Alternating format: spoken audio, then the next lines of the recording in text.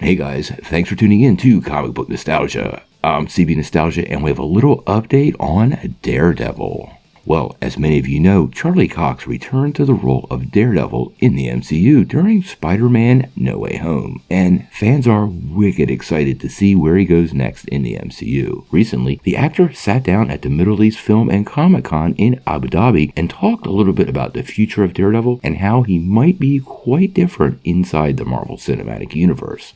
Let's take a couple minutes to break down what he had to say.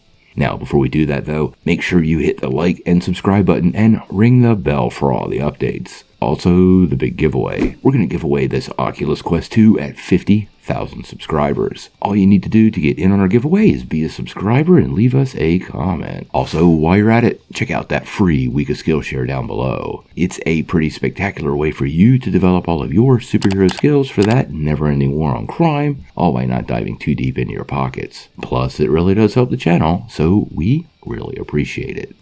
Well, it appears the confusion about the status of the Marvel Netflix characters in the MCU has gotten a little thicker. Now, when Vincent D'Onofrio was doing the rounds to promote his return as Kingpin in Hawkeye, he really did appear pretty adamant that this was the same Wilson Fisk we saw in the Netflix series. This was despite the villain clearly having quite a few upgrades, especially in terms of how strong he was, and the fact that absolutely no reference was made to how the series left off at the end of the third season.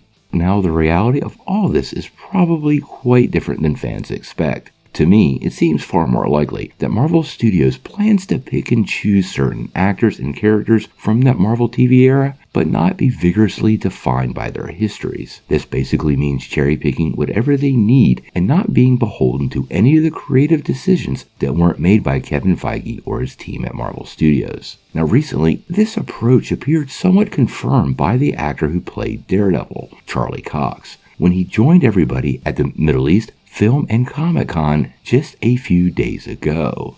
Now, during a rather extensive interview, he had a lot to say, but when it came to Daredevil, he had some really interesting things that he threw out there. He actually said that this version of the hero will be, and I quote, in keeping with a lot of things in the MCU, and added that it is a, quote, good moment to have a few years pass as Daredevil is reimagined, slightly different, and born again. The actor even took it a step further, suggesting the character is, and I quote, like a homage. The sky's the limit, so let's see. Now, this is obviously him dancing around how Marvel Studios is going to handle the character, all by not violating his contract and summoning the Marvel snipers. Now, he really didn't confirm anything of what's going to go on with Daredevil in the near future, but it's pretty clear to me. Wherever we see him next, it is not going to pick up where those Netflix series ended. This makes me feel that those rumors surrounding She-Hulk are likely very true, and it really would be the best spot for Matt Murdock to return to the MCU in a much, much bigger way. Now, I've heard a couple of rumors he might be in multiple episodes, at least 2, maybe 3,